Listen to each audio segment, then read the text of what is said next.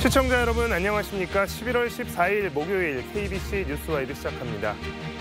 오늘은 유독 정치권에 뉴스가 많은 하루였습니다. 김건희 특검법이 국회 본회의에서 통과됐고 이재명 더불어민주당 대표에 대한 사법부의 판단은 오늘 배우자인 김혜경 씨 선고부터 시작이 됐습니다. 정치권의 다양한 이슈들 공진성 조선대 교수와 함께합니다.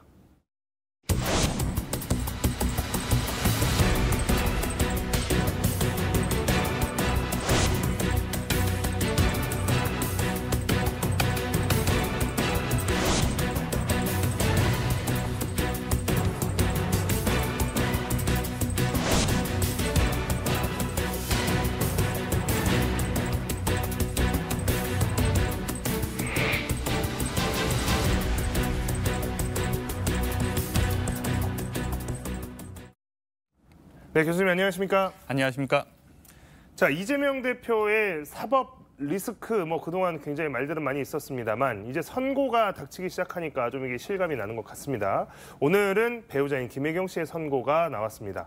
경기도 법인카드로 식사비를 냈다 이런 혐의로 지금 기소가 돼서 재판을 쭉 받아왔는데요. 1심 선고 오늘 유죄 판단이 나왔습니다. 공직선거법 위반이 인정됐고 벌금은 150만 원 이렇게 선고됐습니다. 결과 좀 예상하셨나요? 글쎄요, 이게 밥값을 내기는 했는데 그것을 이제 김혜경 씨가 지시했는지 또는 인지하에 이루어졌는지 이게 이제 쟁점이었던 것 같습니다. 김혜경 씨 측은 본인은 이제 지시한 적 없고 그것을 알지도 못했다고 이제 무죄를 계속 주장을 했는데 이제 사법부 이제 1심 재판부는 이제 그 가능성을 이제 인정한 것이죠. 그렇게 해서 이제 결국 이제 유죄 판결이 나왔고 그렇다 보니까 이제 무죄 주장을 계속하면 이제 감경 사유가 없어져서 결국은 이제 약간 좀 이제 일반적으로 보기에 좀 센 느낌이 좀 드는데 이제 그런 벌금형이 나왔습니다. 근데 이제 만약에 지금 뭐랄까 반발하고 있는 변호인 측에서 이제 이런 그 판사가 어떤 판단을 좀 과도하게 주관적인 판단을 과도하게 했다고 해서 이제 재심 재판부에서 좀 따져 보면 이제 어떻게 조정될지 모르겠습니다. 네. 그리고 내일입니다. 내일 이제 많은 분들이 주목하고 있는 이 대표 본인에 대한 첫 1심 선고가 나옵니다. 초미에 관심이 쏠리고 있는 상황인데요. 먼저 내일 공직선거법 1심 선고가 있고 그리고 열흘 뒤인 25일에는 위증교사 1심 선고가 예정이 돼 있습니다. 최대의 쟁점은 당선 무효형에 해당하는 유죄 판단이 나올 것인가 이 여부로 봐야 될 것 같습니다. 하지만 또 1심이라는 점에서 당장의 큰 변화는 없을 것이다라는 전망도 많이 나오고 있는데요. 결과에 따라서 좀 요동치는 분위기는 있지 않을까라고 생각이 듭니다.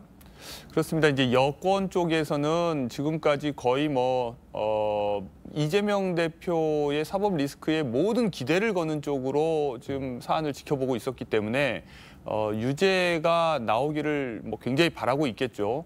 그런데 이제 유죄가 판결이 나온다고 해서 생각만큼 민주당 지지자들이나 그 밖에 다른 일반 국민들의 반응이 그렇게 뭔가 충격을 받거나 이러지는 않을 것 같습니다. 왜냐하면 지금 이제 중요한 것은 대통령과 부인과 관련된 온갖 이제 의혹들이 오히려 눈덩이처럼 쌓여가고 있는 상황에서 그리고 이제 검찰이 그와 함께 뭔가 검찰의 기소권을 편파적으로 사용하고 있다는 의심을 또 지울 수 없는 이런 상황에서 그렇기 때문에 이재명 대표에게 행여 1심 유죄 판결이 나온다고 하더라도 그것 때문에 이재명 대표가 타격을 입기는 쉽지는 않아 보인다. 오히려 무죄 판결이 나오면 오히려 이제 좀 분노 내지는 좀 뭔가 그동안 이제 쌓여있던 온갖 불만들이 더 자신 있게 표출될 가능성이 있어서 오히려 그쪽이 오히려 정치적 영향력은 훨씬 클 것 같고요. 이 사안은 이제 기본적으로 이제 정치인의 이제 말에 관한 건데 그 말이 이제 과연 고의적인 거짓말이냐 이것도 과연 이제 검사가 조사를 통해서 그걸 밝힐 수 있는지도 모르겠지만 더 나아가서 이제 그 말이 행여 설령 거짓이었다 하더라도 그것이 어떤 선거 결과에 영향을 미칠 정도로 그런 엄청난 중대한 거짓말이냐 이제 이런 걸 생각해 보면 전반적으로 이제 유죄를 주장하기는 좀 어려워 보이지 않나. 저는 그런 의미에서 좀 무리한 기소였다 이런 생각이 듭니다. 네. 대선 직후부터 이재명 대표의 사법 리스크는 계속 언급이 되어 왔습니다. 특히 정부 여당 쪽에서 이 사법 리스크에 대한 이야기를 계속해서 공격해 오기도 했는데요. 현재 4개의 재판이 진행 중입니다. 이 중에 첫 1심 선고가 나오는 건데 여야 긴장감 모두 높을 수밖에 없습니다. 잠깐 말씀해 주셨지만 1심 결과는 그래서 어떻게 좀 전망을 하시겠습니까? 저는 뭐 이제 유죄로 판결하기는 좀 무리가 아닌가 이런 생각이 드는데 이제 이건 뭐 제가 뭐 법률적인 전문적 지식이 있어서 하는 말씀은 아니고 그냥 이렇게 정치적인 어떤 분위기나 뭐 배경 지식을 가지고 하는 말씀인데 또 이제 윤상현 국민의힘 의원의 경우는 이게 만약에 이제 공직선거법과 관련된 것이기 때문에 최종적으로 대법원에서까지 유죄 확정이 되는 경우에 이제 선거 비용 같은 것도 다시 이제 민주당이 뭔가 뱉어내야 되는 이제 그런 상황까지 오는 것을 그런 후폭풍까지를 사법부가 정무적으로 고려해서라도 약간 뭐 100만 원 미만의 80만 원 정도의 벌금형을 내지 않고 뭐 이런 식의 이제 정치적 해석을 예상을 하던데 뭐 그것도 뭐 모르겠습니다. 사법부가 그런 것까지 특히 1심에서부터 이제 그런 고려를 하기는 쉽지 않을 것 같고요.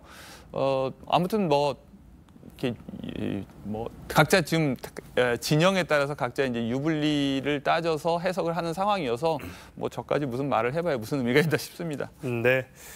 자, 이 대표 재판 결과를 기다리는 정치권은 장외에서 논쟁을 이어가고 있습니다. 뭐 굉장히 하루에도 몇 번씩 지금 서로 입장들을 내고 있는데 여당은 당대표 한동훈 당대표까지 나서서 지금 1심 선고 공판 생중계를 해달라 이렇게 주장을 했지만 결국 법원이 받아들이지 않았고요.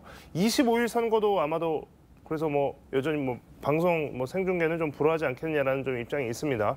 25일 선거도 역시 좀 생중계되지 않을 가능성이 높다고 봐야 되지 않을까요? 이게 뭐 다른 사안은 아닌 것 같습니다. 이제 비슷한 사안이기 때문에 이제 법원에서도 이제 선례를 고려하고 그리고 이것이 이제 공익적 뭐 필요가 있는지 이런 것들을 이제 따질 텐데 이 사안이 그것도 뭐 1심부터 그런 사안이라고 보기는 이제 어려워 보이고 굳이 뭐 국민이 이걸 꼭 봐야 할 만한 어떤 필요가 있는지도 사실 잘 모르겠습니다. 예. 자, 근데 그럼에도 불구하고 역시 여당이 이 생중계를 굉장히 세게 그냥 한번 이야기하다 마는 게 아니고 끝까지 계속 밀어붙이는 좀 느낌이 있었단 말이죠. 역시 여기서 이제 원하고자 하는 것은 무엇일까요?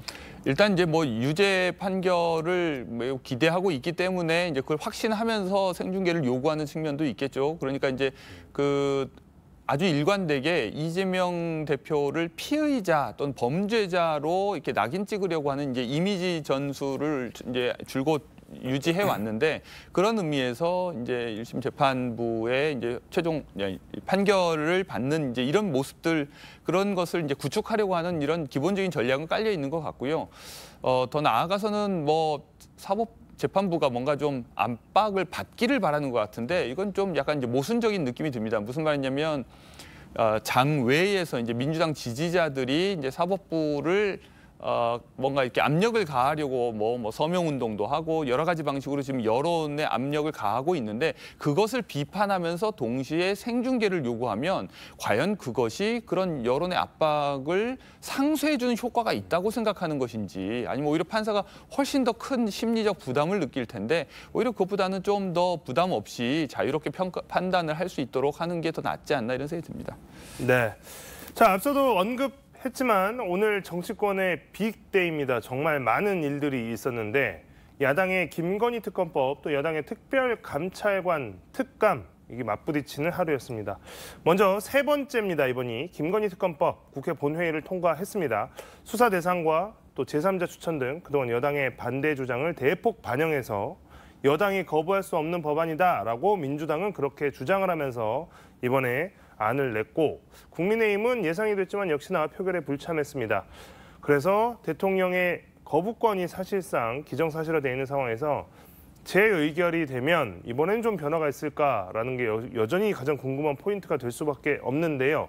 오늘 특검법에서 민주당이 또 주장했던 부분들 그리고 이거 또 제2 요구권을 받아서 왔을 때 국회에서 또 이게 어떻게 처리될지 어떻게 보십니까? 뭔가 이렇게 반복되면 약간 이제 국민의힘 내부에서도 변화가 있기를 이제 밖에서 볼 때는 기대를 하는 분도 있겠고 우려를 하는 분도 있겠지만 근데 지금 상황이 변화가 있을지 뭐 잘 모르겠습니다. 왜냐하면 이제 한동훈 대표가 과거의 입장과 달리 특검에 대해서 일절 이제 뭐 긍정적인 얘기를 하지 않을 뿐만 아니라 지난번 기자회견에서 대통령이 일정한 가이드라인을 제시했는데 특검법은 그 자체로 위헌적이다 뭐 이제 이런 얘기를 하셨어요. 그러니까 그렇게 선을 그은 이상 대놓고서 특검에 관해서 이제 얘기할 수도 없고 또 거기에서 이제 이탈하는 표가 나오면 대놓고서 이제 반기를 드는 사람이 되는 것이고 또 안에서 또 색출하려고 하는 뭐 움직임이 있을 수도 있고 그래서 오히려 이제 좀 운신의 폭이 그러니까 비윤계 의원들이라 하더라도 좀 어려운 것이 아닌가. 그러니까 사실 민주당 쪽에서는 어떻게든 이걸 가결시켜 보려고 최대한 노력을 좀 많이 하고 있는 것 같습니다. 말씀하신 것처럼 이제 수사 대상이 되는 사안 의혹도 13개에서 심지어 이제 2개로 축소를 했고 그리고 이제 제3자가 추천할 수 있도록 대법원장이 추천할 수 있도록 특검 추천 방식도 바꿨고 그러니까 이 말은 뭐냐면 처음 어떤 특검 법안을 제시한다고 해서 그것이 최종적인 것이 아니라 얼마든지 협상에 따라서 열려 있고 조정할 여지가 있다는 건데 일절 지금 국민의힘 쪽에서는 거기에 응할 생각이 없어 보입니다. 이유는 뭐 분명하죠. 대통령이 위헌적이라고 얘기했기 때문이죠. 그렇게 되면 일단 공식적인 이탈은 쉽지 않아 보이고 그런데 이제 비공식적 이탈을 기대하려면 친한계가 움직여야 되는데 한동훈 대표의 요즘 모습을 보면 유독 조용합니다. 네. 한동훈 대표가 요즘 유독 조용하다는 거. 사실 특검 관련된 문제와 이슈 논쟁에 있어서 사실 한동훈 대표 이름이 빠진 지가 최근 좀 된 것 같긴 합니다. 자, 김건희 특검법 표결에 국민의힘 의원들은 모두 불참했다라고 좀 전에 말씀드렸는데요. 대신에 국민의힘은 이제 특별감찰관 국회 추천 절차를 진행하기로 했습니다. 특별감찰관은 뭐 한동훈 대표가 최근에 뭐 이야기를 많이 했던 부분이고 하지만 여당의 특감 추진 시점에 대해서 이거 잘못된 거 아니냐 이거 오판한 거 아니냐라는 지적도 나오고 있습니다. 야당도 특검이 먼저라는 입장이 확고한 상황입니다. 늦었지만 이 여당의 특감 지금 와서 이제 추진을 국회에서 해보겠다라고 하는 것 이게 지금 적절한지도 모르겠고 효과가 있을지도 모르겠습니다. 일단 이제 첫 번째로 이제 특검은 이제 과거 의혹을 조사하는 것이라면 특별감찰관은 앞으로 혹시 일어날지 모를 어떤 문제를 미리 이제 잘 감시하겠다고 하는 거잖아요. 그런 의미에서 지금 이제 과거 의혹이 눈덩이처럼 불어나고 있는 상황에서 앞으로 잘 해보겠다. 이제 이게 과연 국민들에게 설득력이 있는지도 의문이고 더 나아가서 이제 대통령이 지난 기자회견에서 각종 제기됐던 의혹들에 대해서 거의 모두 부정을 했습니다. 그러면 도대체 뭘 앞으로 조심하겠다는 것인지도 의문이고 그러면 굳이 필요 없는 것 지금 없어서 지금까지 특별감찰관 없이도 아무 문제 없었고 인정할 만한 의혹도 없고 다 부당한 의혹제기고 자기 아내에 대해서 다들 악마화하는 것이고 이제 이렇게 입장을 표명한 상황에서 특별감찰관을 임명한들 뭐 아무 기능을 할 수가 없게 되는 것이죠. 그리고 이제 야당이 특별감찰관 추천에 이제 동의해줄 리도 없고 특검이 우선이라고 얘기한 이상 사실 여당이 이렇게 얘기해서 당론으로 모은 것 이상의 의미가 아무것도 없죠. 이거는 어떤 이미지 쇄신 효과조차도 거의 내지 못할 것 같습니다. 큰 효과가 얻기 어려울 것 같다. 뭐 이미지 쇄신의 효과 정도도 힘들 것 같다라고 분석을 해주셨습니다. 특검법 추진하는 것과는 별개로 이제 또 민주당은 명태균 씨 의혹과 관련해서도 공세를 이어가고 있습니다. 언론들의 보도도 매일같이 계속되고 있는데요. 이거 지금 육성 녹음도 굉장히 많은 것 같습니다. 어디 언론인지도 이제 헷갈릴 정도로 여기저기서 계속해서 튀어나오고 있고 이 명태균 씨도 정말 여러 언론 매체들 가리지 않고 다 만나고 다 대답을 하고 다니는 것 같습니다. 이게 지금 어느 언론사에서 언제 만나서 언제 들은 이야기인지 이게 구분이 안 될 정도로 굉장히 많은 의혹 또 녹음, 인터뷰 이런 것들이 지금 계속 나오고 있는데요. 자, 이게 공개되는 내용들 뭐 맞춰보기도 좀 힘든 상황입니다만 앞으로 좀 이제 이런 것들이 어떻게 작용할지도 좀 궁금합니다. 그렇습니다. 이제 기자들도 이 사안을 계속해서 쭉 따라가기가 쉽지 않을 정도로 새로운 어떤 제보나 정보나 뭐 녹취 파일이나 이런 것들이 자꾸 이제 쏟아져 나오기 때문에 사실 매우 고관여층들은 끊임없이 이제 또 새로운 소식을 갈구하면서 이제 찾아다니게 되고 그러면 그럴수록 약간 이제 관심이 덜하거나 무관심한 사람들과의 격차가 벌어지거든요. 그런 의미에서 지금 이제 이 사안이 이제 소비되는 방식도 상당히 좀 우려스럽지만 그렇기 때문에 이제 이 뭐랄까요 그 어떤 흥미로운 대중들이 관심을 가질 만한 사안에 따라서 이제 언론이 계속 이렇게 출렁거릴 가능성이 높고 그에 따라서 애초에 이제 이 사안의 본질 즉 이제 명태균 씨가 어떤 대선 경선부터 포함해서 그다음에 이제 보궐선거 김영선 후보를 공천받도록 하는 과정, 그리고 이제 그 이후에 그 밖에 지방선거나 이런 데 공천에도 이제 관여한 정황, 이제 이런 것들을 밝히는 이 본질적 사안과 무관하게 어떤 이제 관련된 인물들에 대한 평가 문제나 각자의 호호 문제 때문에 사방팔방으로 지금 흩어질 가능성이 굉장히 많은데요. 또 그런 다른 한편에는 또 이제 장기적으로 과거 이제 최순실 박근혜 대통령 탄핵 사태 때를 이렇게 미루어 보면 결국 그러다가도 장기적으로 거시적으로 보면 어느 한 지점을 향해서 또 생각들이 되게 이제 모아지지 않나 이런 생각이 듭니다. 네. 자, 오늘 명태균 씨 또 그리고 김영선 전 국민의힘 의원의 구속 여부가 지금 결정이 될 예정입니다. 정치자금법 위반 혐의고 지금 영장실질심사 마쳤고 구속 가능성이 높다 이런 전망들이 나오고 있습니다. 하지만 또 꼬리 자르기 우려도 나오고 있는 상황이고요. 구속 가능성에 대해서 좀 어떻게 생각하시는지 궁금하고 또 이 문제가 그렇게 이 구속의 여부 판단의 이후에 또 어떻게 흘러갈지도 좀 궁금하고요. 지난 한두 달 동안 이제 명태균 씨가 이렇게 세상을 소란스럽게 만든 이유가 이제 본인의 구속을 어떻게든 막아보기 위한 거라는 해석이 많았습니다. 그러니까 대통령과 김건희 여사를 거의 직접적으로 협박해 가면서까지 자신에 대한 어떤 구속을 피해 보려고 이렇게 노력을 해서 이제 뭔가 시간이 지난 다음에 대통령이 기자회견을 통해서 이제 그 사안에 대한 성격을 뭐 간단하게 규정해 버리고 그러다 보니까 이제 대통령실과 검찰 그리고 명태균 씨 간에 일정한 뭔가 모종의 합의 내지는 공감이 형성된 것이 아닌가 하는 의심까지 있었는데 또 최근 전개되는 것을 보면 설령 그랬다 하더라도 모든 관계자들을 다 통제하지 못한다. 그러니까 명태균 씨의 변호인도 통제하기 쉽지 않은 사람일 뿐만 아니라 또 창원지검의 검찰들 사이에서도 뭔가 통제되지 않는 형태로 이제 어떤 정보들이 흘러나오거든요. 이제 이런 상황들을 보면 뭐 구속 여부도 뭐 불분명하지만 그것에 따라서 일관된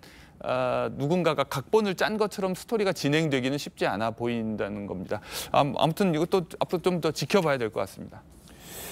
네, 명태균 씨의 구속 여부에 따라서 이제 또 청와대나 여당이 어떤 반응을 보일지 그리고 민주당 쪽에서도 이 구속을 계기로 해서 지금까지 좀 다른 전략으로 이 문제에 접근할지 이런 것들을 좀 지켜보는 것도 포인트가 될 것 같습니다.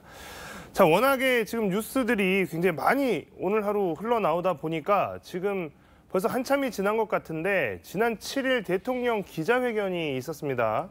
임기 반환점을 계기로 해서 만들어진 기자회견 자리였고 뭐 질의도 굉장히 오랜 시간 동안 했던 그런 기자회견이었습니다. 각종 의혹 또 지지율 폭락 속에 떠밀려서 한 것 아니냐라고 하는 부정적인 시각도 있었지만 실제로 뭐 대통령이 기자들의 질문에 직접 대답을 오랜 시간 했다는 점에서는 좀 평가할 만한 것 같은데요. 이 회견 내용 좀 어떻게 보셨는지 궁금합니다. 이 회견을 통해서 지지율 하락 추세를 이제 아직은 막지 못하는 것처럼 보이는데 그러면 이런 회견을 뭐하러 했을까? 별로 이렇게 국민적 의혹을 해소하지도 못하고 다시 불신받던 대통령이 국민의 신뢰를 얻게 되는 계기가 되지도 못했는데 그런데 이제 국민적인 소득이 몇 가지 있었습니다. 그러니까 하나는 대통령이 임기를 끝마칠 결심을 표명을 했죠. 그런 의미에서 이제 중도에 물러나거나 조기에 그 임기 단축 개헌을 받아들이거나 이제 이러지는 않으실 것 같다는 것을 이제 확실하게 알려주셨죠. 그리고 또 하나 또 의도치 않게 많은 것들을 스스로 폭로를 하셨는데 그러니까 김건희 여사 폰을 본인은 들여다볼 수 없지만 김건희 여사는 대통령의 폰을 막 들여다보고 심지어 대신 문자도 보낸다. 뭐 이제 이런 것들을 스스로 막 서스럼 없이 말씀을 하셨어요. 그리고 또 더 나아가서 이번에 이제 뭐 공천 개입 의혹과 관련해서도 그냥 추천했다. 라고 실제로 뭔가 말한 사실을 인정하는 이런 여러 가지들을 본인의 의도와 상관없이 너무나 솔직하게 이제 얘기를 하셔서 국민적 소득이 아예 없는 것은 아니다. 그래서 오히려 이제 안 그래도 좀 의구심을 많이 하고 있던 국민들이 마음을 정리하게 되는 그런 계기로 작용하고 있는 것 같습니다. 그 기자회견 때마다 항상 특히 이제 이번 윤석열 대통령 같은 경우에는 이제 말투나 태도 이제 이런 거에 대해서도 이제 국민들 사이에서 굉장히 호불호가 많이 갈렸던 것으로 기억하는데 이번 기자회견 때 보여줬던 모습 좀 기자회견한 태도랄까요? 좀 이렇게 어투라든가요? 이런 것들은 좀 어떻게 보셨습니까? 정말 사람이 이제 변하지 않는구나. 그리고 보통 사람들은 이제 평상시에 이제 사인으로서 자신이 가지고 있는 어떤 습관이나 행동들이 있더라도 저만 해도 이런 방송에서는 최대한 평상시와 다르게 말을 좀 더 조리 있게 하려고 하거나 그리고 태도도 뭐 다리를 덜덜덜 떨지 않으려고 한다거나 여러 가지 스스로 뭐 이걸 연기라고 하면 연기겠죠. 그러나 그것이 이제 자기가 스스로 공과 사를 구분한다고 하는 이제 표시일 텐데 대통령은 전혀 그런 노력을 보이지 않으시더라고요. 그러니까 그걸 어떤 분들은 처음에야 참 소탈하구나, 진솔하구나, 표리가 부동하지 않고 매우 일치되어 있구나 이렇게 긍정적으로 보셨을지 모르지만 2년 반을 지나면서 그것 외에 별게 없구나 해버리면 그러니까 그것이 정말로 실력이 뒷받침되어 있을 때 사람의 진솔한 모습으로 인식되는 것이지 어떤 실력 또한 보여주지 못하면서 그러면 그냥 불량한 태도밖에 없는 것처럼 돼버리는 거죠. 그런 의미에서 이제 더 이상 사람들은 특별히 국민들에게 잘 보이려고 노력하는 것도 아니고 그렇다고 실질적으로 국민을 어떤 편안하게 해주거나 좀 더 뭔가 부유하게 해주고 행복하게 해주고 뭐 이런 긍정적 역할이 없다면 도대체 무엇 때문에 이 모든 불편함을 참아야 하는가 이런 생각을 하게 되지 않나 싶습니다. 네. 지난 7일이었다고 말씀드렸습니다. 그러니까 오늘이 14일이니까 정확하게 일주일 전이고요. 저희가 이제 여러분들 언론을 통해서 많이 보시는 대통령의 국정수행 지지도를 여론조사 기관이 주기적으로 매 주마다 이렇게 하는데 그중에서도 사실 좀 공신력 있는 조사 중에 하나가 이제 갤럽 조사가 아닐까 싶습니다. 갤럽 조사는 매주 금요일에 발표가 됩니다. 지난주에 대통령 기자회견이 있고 나서 그 다음 주에 갤럽 조사가 나왔는데 그때는 기자회견 내용이 반영되기 전 상황이었다라고 해서 기자회견을 한 이후의 상황에 대한 것들은 아마 내일 발표될 갤럽 조사에서 좀 반영이 될 가능성이 높다 이런 분석이 이미 있었는데요. 지금 이제 계속 하락세여서 또 어떻게 보면 기자회견 이후에 이제 갤럽 조사에 한해서 이야기하자면 기자회견에 대한 반응이 처음으로 포함될 여론조사 결과여서 내일 어떤 결과가 나올지 좀 궁금합니다. 많은 분들 궁금해하시는데 내일 좀 어떻게 예상해 보시겠습니까? 근데 그렇기는 한데 지금 이제 국민의힘 지지자들 내부에서 이른바 친윤계와 친한계 간의 게시판을 둘러싼 다툼이 있다는 그런 뉴스 보도들을 보면 사람들이 아직 싸울 힘이 남아있는 것 같아요. 그러니까 아직 포기를 하지 않고 굉장히 지켜야 하겠다는 이제 방어 심리 이런 것들이 굉장히 강하게 작동하고 있는 것 같아서 쉽게 지지율이 막 속절없이 무너지거나 그러지는 않지 않을까. 그러니까 모르겠습니다. 소폭으로 좀 더 떨어지거나 소폭 반등하거나 뭐 이제 이런 식의 오차범위 내에서의 변화는 있을 수 있겠지만 과거와 달리 탄핵에 대한 인식 자체가 이미 처음이 겪어보는 것이 아니라 이미 한번 겪어봤기 때문에 그 이후의 후폭풍 또는 영향, 후과를 아는 거죠. 그리고 이것이 이제 2번 반복되면 정말 보수 진영은 이제 괴멸된다.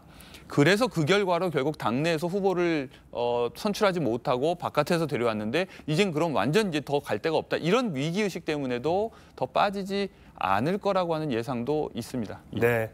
대통령 기자회견 이후에 일단 많은 분들이 가장 관심을 보였던 반응은 바로 이분의 반응이 아니었을까 싶습니다. 바로 한동훈 국민의힘 대표인데요.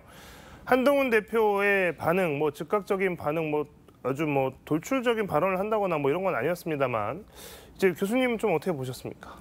뭐 그 이후에, 그러니까 그 전까지만 해도 약간 헤어질 결심을 한 것처럼 뭐 한쪽 이제 대통령실에서는 뭐 당대표를 패싱을 한다든지 또 당대표도 갑자기 뭐 관련 친한 의원들 모아가지고 저녁 회동을 하면서 뭔가 대립적인 구도를 형성하는 것처럼 보였는데 이 기자회견 이후로 약간 톤도 좀 달라지고 전반적으로 좀 조심스러워졌습니다. 이제 그 이유 중에 하나는 일단 이제 본인이 표면적으로 요구했던 것들을 또한 표면적으로 대통령이 수용한 것처럼 이제 보였거든요. 왜냐하면 기자회견 이제 그 간담회 시작하자마자 이제 사과를 했지 않습니까? 그러니까 이제 사과했다.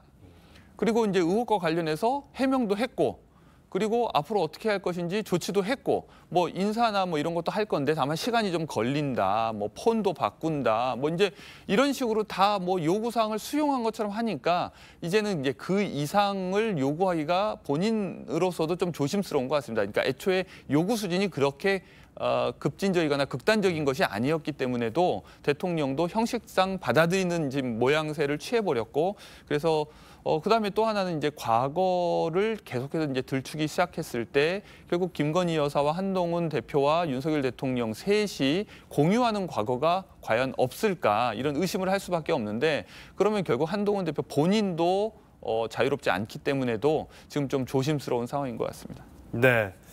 방금 이제 말씀하셨습니다만 어쨌든 한동훈 대표가 요구했던 것들이 표면적으로는 수용된 것처럼 보이는 부분도 분명히 있고 그래서 또 이제 기자회견 당시에 대통령이 앞으로 좀 개선하겠다라고 이야기한 부분도 있습니다. 그래서 이 기자회견 이후에 대통령실에 어떻게 좀 변화나 이런 것들이 뭐 작게 보이면 작게 보이고 또 크게 보이면 크게 보일 수도 있다고 생각하는데 이제 뭐 그런 변화도 좀 있긴 있었습니다. 에이펙 G20 순방에 김 여사가 당장 빠지기로 한 것도 좀 있었고 아까 뭐 인사 문제도 잠깐 교수님 언급해 주셨습니다만 이제 그 실세라고 불리는 것 대통령실 안에 김건희 라인으로 분류되는 사람들에 대한 정리 지금 당장은 아니라고 했지만 뭐 이제 이런 이야기들도 거기에 대한 계획도 좀 시간이 지나면 하겠다. 이것도 큰 변화로 보는 분들도 많이 있는 것 같은데요. 대통령실의 변화 혹은 대통령의 변화, 이 기자회견 이후에 이거는 좀 국민들의 눈높이 혹은 국민들의 기대감에 어느 정도 부응할 수 있는 수준이 될 거라고 생각하시나요?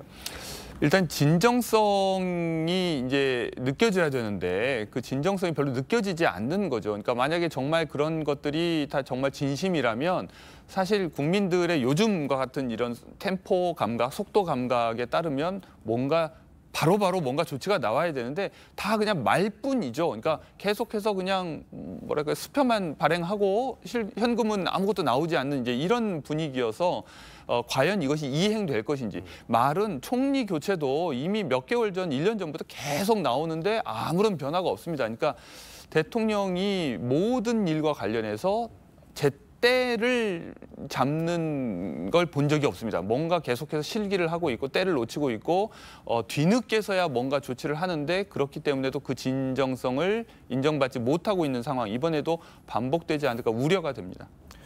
네, 뭐 이런 와중에 좀 뜬금없긴 하지만 갑자기 무슨 골프 논란이 좀 일었습니다. 최악의 지지율 또 각종 의혹, 경제 안보 위기가 이어지고 있는 상황에서 윤 대통령이 수차례 최근에 이제 골프 라운딩을 계속했다. 대통령실이 뒤늦게 이 부분에서 해명을 했는데 트럼프 당선인이 골프를 좋아하니까 친교를 위해서 연습을 한 거 시작한 것이다 이렇게 설명을 했습니다. 그런데 뭐 여론은 여전히 뭐 이렇게 우호적이지는 않은 것 같습니다. 궁색하다 이런 지적이 많았는데요. 골프 논란 좀 뜬금없이 튀어나온 것 같긴 합니다. 예, 이게 대통령 이제 비서실에 반복되는 해명 오류죠. 그러니까 대놓고 물어보지 못하는 방식으로 일단 그냥 즉흥적으로 해명을 하는 식. 그러니까 이 태도가 반복되는 것도 굉장히 큰 문제고 골프 그 자체보다 골프를 쳤다는 사실을 국민들이 접했을 때 어떤 반응을 보일까를 전혀 고려하지 않는다는 겁니다. 그러니까 참 한가하구나라는 생각을 지울 수 없는 거죠. 대통령이 이 지지율 하락 상황에서도 전혀 위기감을 못 느끼고 있다. 그러니까 모든 사람들이 지금 이구동성으로 하는 얘기는 왜 이건 지지 여부를 떠나서 다 공통적으로 왜 위기의식이 없냐. 이것은 본인의 지지율이 떨어져서 본인에게만 그냥 위기가 닥치는 문제가 아니라 그건 결국 국가와 관련해서 좋지 않기 때문에 위기의식을 가지라는 건데 본인은 아무런 미련도 없는 사람처럼 참 한가해 보이는 것. 이것이 정말 문제고 바로 그 부분에서 이제 정무적으로 서포트하는 지원하는 역할을 비서실이 해야 되는데 비서실이 그것은 전혀 못하면서 엉뚱한 해명만 내놓고 있다는 것이 답답할 뿐입니다. 네, 자 오늘 정치권의 이야기들 많은 이야기를 나눠봤습니다. 공진성 조선대 교수와 함께했습니다. 교수님 고맙습니다.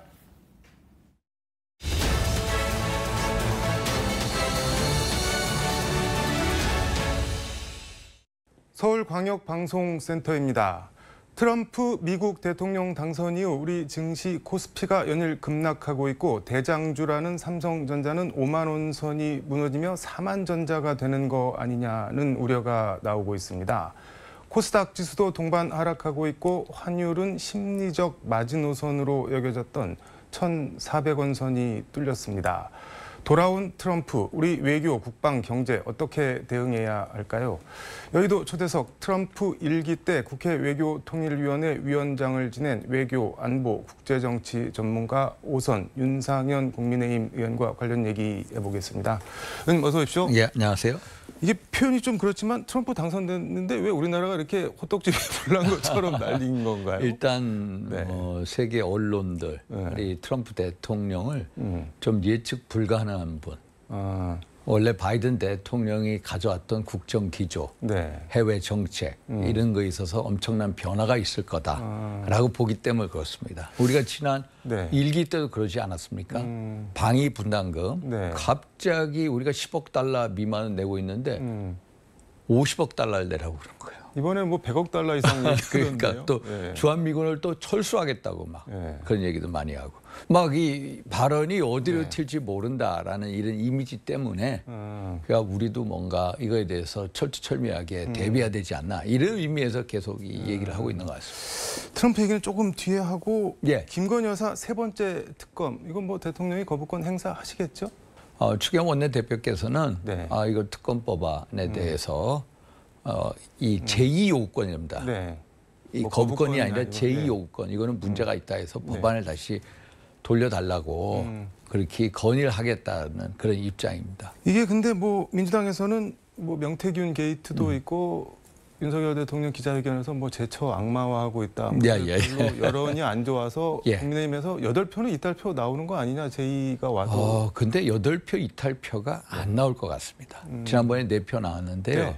이게 무늬만 3자 특검법안이다. 이런 공감대가 있고요. 네. 또 하나는 특별감찰관으로 가야 되겠다라는 공감대. 네.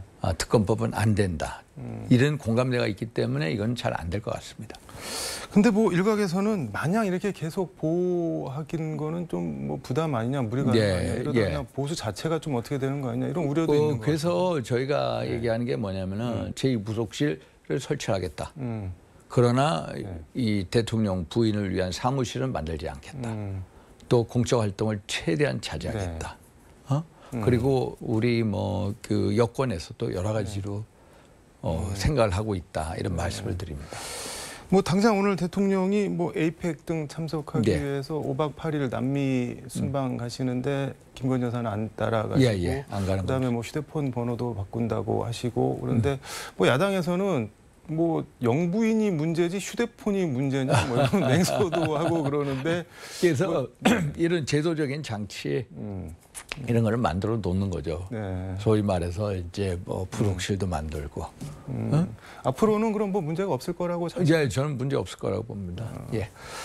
윤 대통령은 뭐 최근 몇 달 사이 골프를 좀 치시는 모양인데 이것도 또 뭐 논란이 되고 있는데 대통령실에서는 트럼프 당선돼서 뭐 골프 외교 위해서 연습 좀 하신 거라고 하는데 근데 골프가요. 예. 사실 지난 아베 총리가 2016년도 11월 달 네. 트럼프가 당선이 되자마자 전화로 20분 통화한 다음에 네. 9일 만에 뉴욕의 트럼프 타워를 네. 방문합니다.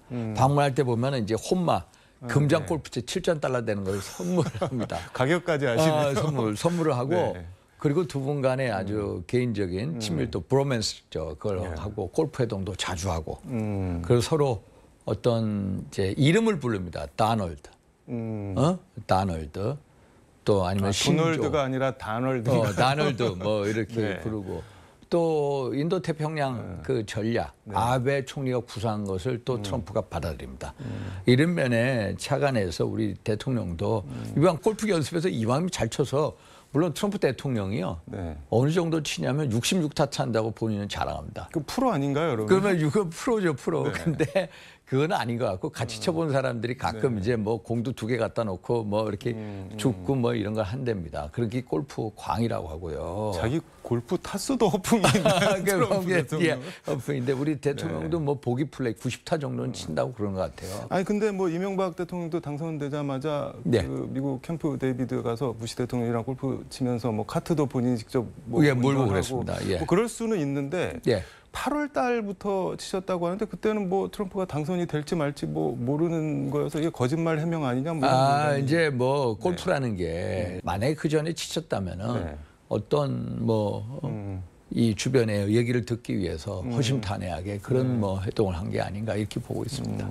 근데 또 뭐 이거 뭐 트집을 잡으려고 보면은 뭐 끝도 없긴 한데 뭐 이 엄중한 시기에 겨우 생각해낸 게 골프 연습에서 뭐 그걸로 외교를 하려고 하냐 뭐 이렇게 말하는 뭐 이제 사람들도 골프를 네. 골프광이니까 12개의 골프장을 가지고 있다고 그러거든요. 트럼프. 대통령이. 네. 그래서 골프광이기 때문에 골프를 이왕이면 잘 쳐서 같이 하겠다라는 것도 있고요. 네. 그거 말고 또 중요한 거는 또 대통령 나름대로 트럼프에 대해서 연구도 하고 지금 11월 15, 16일 날 네.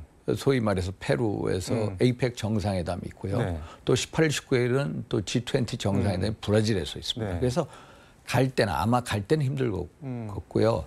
오실 때 아마 대통령이 올 때 뭐 트럼프 당선인하고 한번 만나든지 어? 이런 생각을 아마 가지고 있을 겁니다. 네. 그래서 그런 것도 짜고 그래서 여러 가지 바쁘실 것 같다는 그런 생각 듭니다.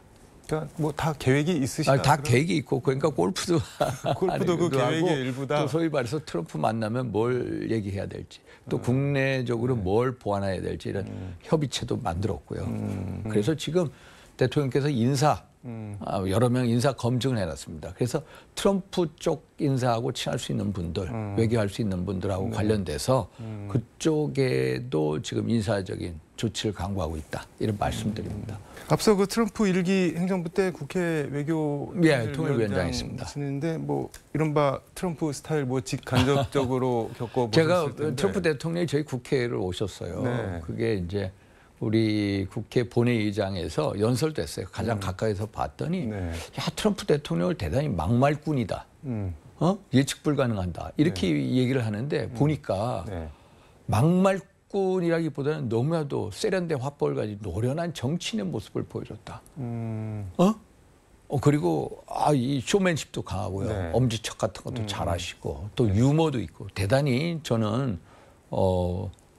막말꾼이 아니라 노련한 정치인, 세련된 정치인의 모습을 봤는데 문제는 뭐냐면 2019년도 네. 외교통일위원장 때 갑자기 방위 분담금 네. 그 당시에 우리가 얼마 냈냐면은 한 1조 원이 안 됐습니다. 달러로 한 9천 그러니까 10억 9억 몇 달, 10억 달러가 안 되게끔 냈는데 갑자기 트럼프 대통령이 50억 달러 내라고 요구한 겁니다.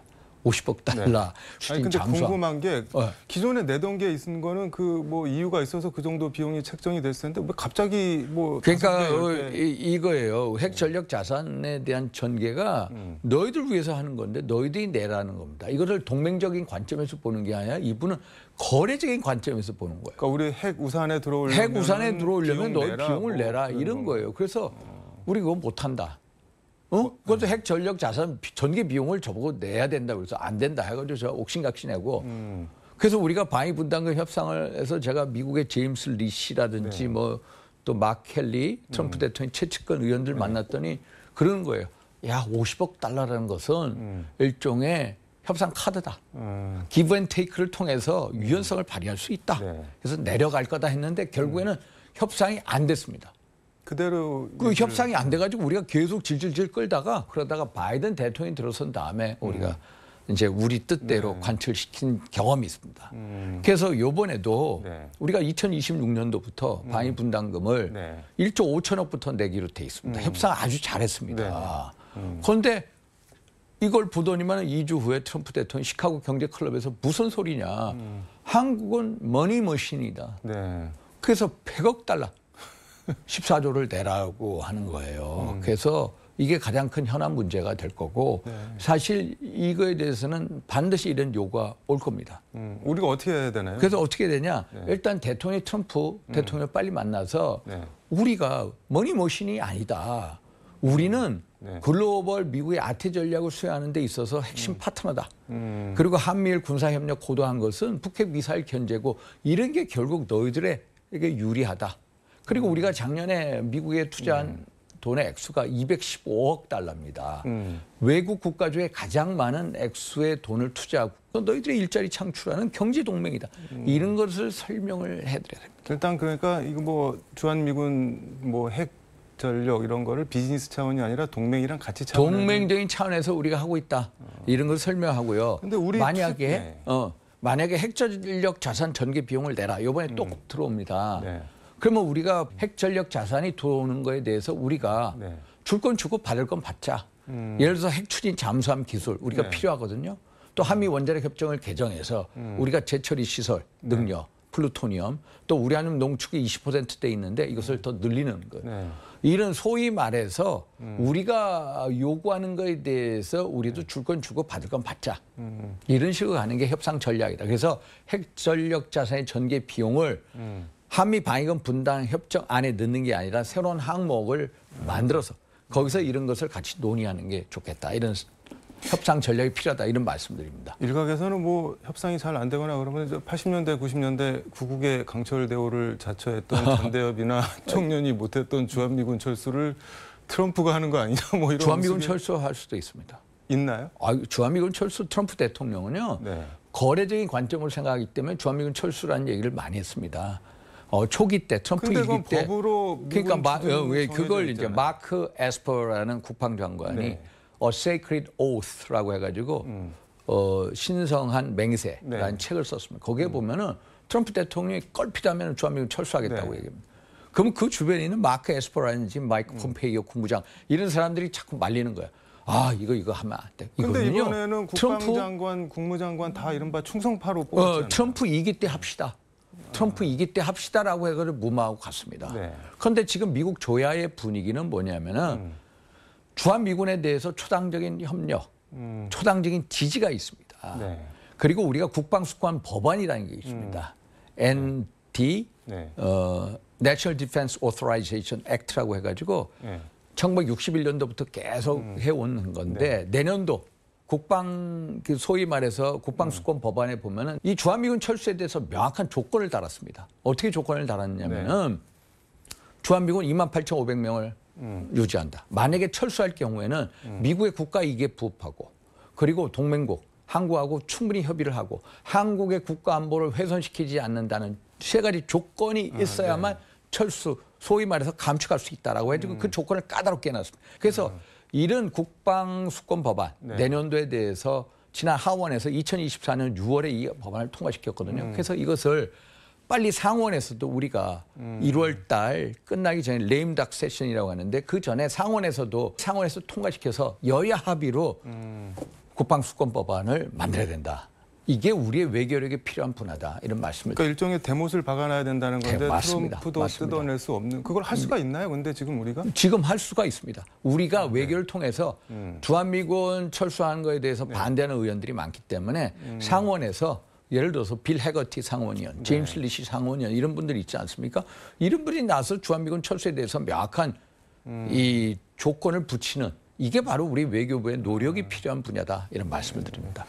북한 관련해서 예. 뭐 트럼프 김정은 담판 회담해서 뭐 가령 북한이 대륙간 탄도미사일 ICBM 충분히 그렇게 됩니다. 폐기 포기 4년 내로에 하고 반드시 그렇게 됩니다. 그리고 대신 핵 보유 인정 뭐 이렇게 되면은 4년 내로에 거의 저는 10중팔구 이렇게 된다고. 그럼 우리나라가 이른바 그러니까 세대는 우리나라는 아닌가요? 이제 이 낙동과 오리알 시기 네. 되는데요. 지금 현재 미국 조야의 분위기는 북핵 폐기에서 북핵 동결로 바뀌어가고요. 최근에 한번 보십시오. 민주당, 공화당 네. 정당 강령에 보면 북한 비핵화 문제가 완전히 다 빠졌습니다. 북한 비핵화 아예 논의 안 된다는 겁니다. 네. 조야의 분위기가 완전히 바뀌었는데 물론 김정은 네. 내 입장에서는 일단 추파를 던질 겁니다. 트럼프 대통령. 그런데 트럼프 대통령의 임기는요. 네. 딱 4년입니다. 딱 4년입니다. 더 이상 할 수가 없어요. 네. 지난 4년 했기 때문에. 그러면은 김정은 위원장 입장에서 어떻게든 트럼프 이번 행정부 때 네.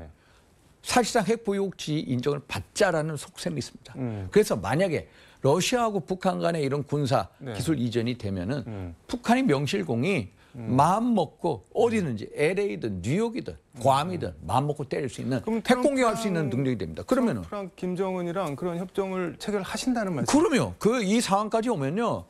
우리 어떻게 해야 돼요? 그러니까 트럼프는 어떻게 되냐? 야, 제발 ICBM 폐기해. 네. 핵 동결해. 핵 확산하지 마. 우리랑 군축회담해. 네. 그러면 북핵 동결로 북핵 폐기가 북핵 동결하고 하고 그러면 북한은 사실상 핵 보유국이 되는 네. 겁니다. 그럼 사실상 핵 보유되면 우리는 재앙이죠. 만약에 북한이 연평도 공격을 했습니다. 네. 그런데 우리가 제대로 야 우리가 소유 핵폭탄 터뜨릴 거야. 만약에 군사 위협하죠. 제대로 대응 못할 상황 우리가 위축될 수밖에 없다. 네. 그래서 우리도 저는 주장한 게 우리도 핵무장하자.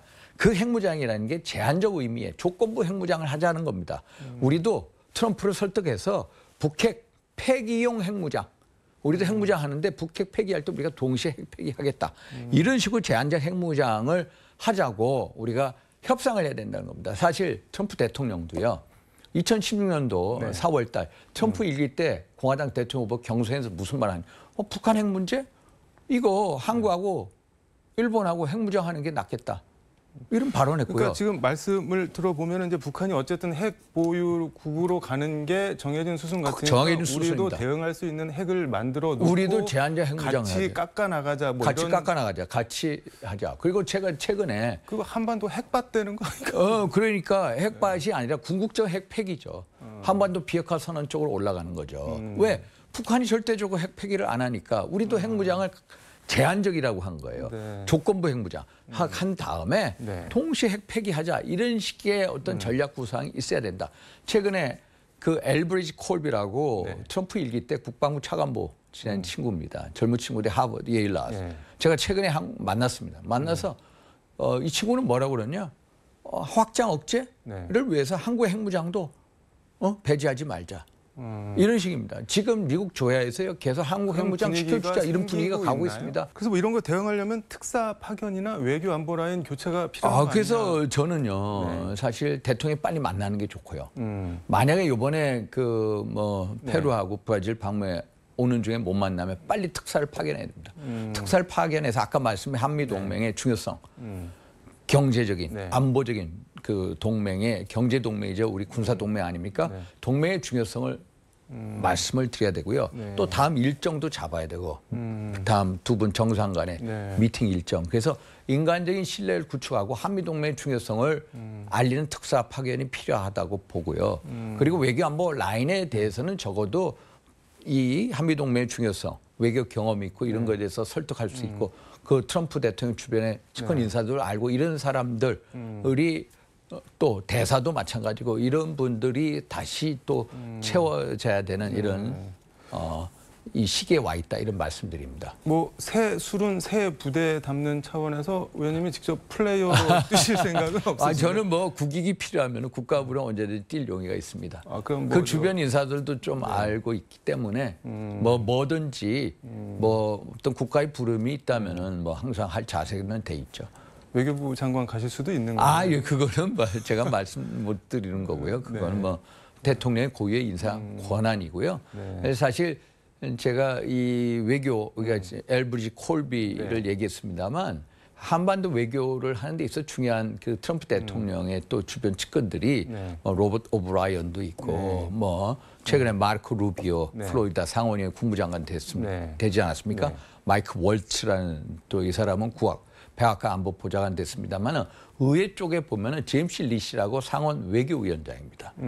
지금은 이제 상원에서 공화당이 이제 소수당이기 때문에 간사 역할을 하는데 또 다시 상원에 이번에 53석을 차지했거든요. 그래서 다시 상원 외교위원장이 되는데 이분 그런 분들 다 아시는 건가요? 알죠. 이분은 알고 또 마이크 켈리라고 네. 이분은 트럭 현대차 트럭 카 딜러입니다. 펜실베니아에서 하다가 2011년도부터 네. 지금 8선 국회의원 하고 있는데 이분이 친한파고요. 소위 말해서 코리아 코커스 한국 관계하는 거기에 공동 공화당 의장입니다. 네. 이런 사람들하고 뭐 얘기가 되고 또 뭐 앤디 킴 뭐 항상 또 영킴이라고 있지 않습니까? 요번에 네네. 그 이제 3선 의원 네. 됐죠. 영킴 또 앤디 킴 전부 친한파 우리 한국계 소위 말해서 정치인이죠. 이런 분들하고도 또 교류할 필요성 이런 것도 있습니다. 알겠습니다. 시간이 다 돼서 예. 말씀 재밌게 들었는데 오늘 여기까지 듣도록 하겠습니다. 예. 고맙습니다. 감사합니다. 지금까지 서울광역방송센터에서 윤상현 국민의힘 의원과 함께 전해드렸습니다.